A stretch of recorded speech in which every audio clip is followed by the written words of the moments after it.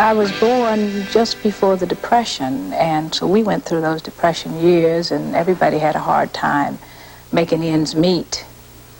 My father eventually bought his own truck and went into the trucking business, hauling lumber and logs and collecting scrap iron, selling that kind of thing.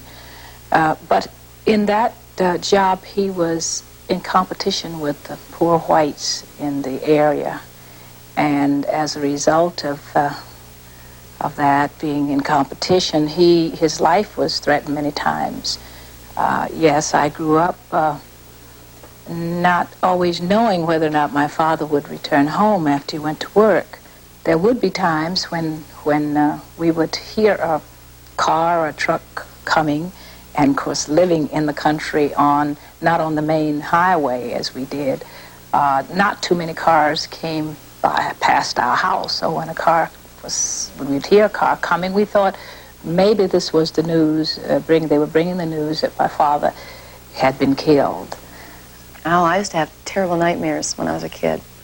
In fact, I had a recurring dream, and it was a dream where I was in a plowed field, and I was real small. I was in a plowed, muddy field, and I remember it was like a field, and I could see it going off into the distance, and then there was like a farm over here and trees and a sky, and I was stuck in this muddy field, and a big tractor was coming over me, and I couldn't know, they didn't know I was there, and I was screaming, and I remember the tractor wheels would come over me, and that would be the end of the dream. And when I was a kid, I would wake up. I remember suddenly I would wake up in the living room. My parents would be there saying, "Tell us what it is, Pam." I'd be crying, and it was terrible.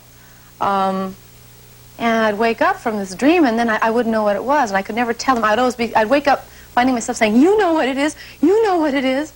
And they'd say, "We don't, tell us what it is, tell us what it is." And I never knew, I was never in touch with it.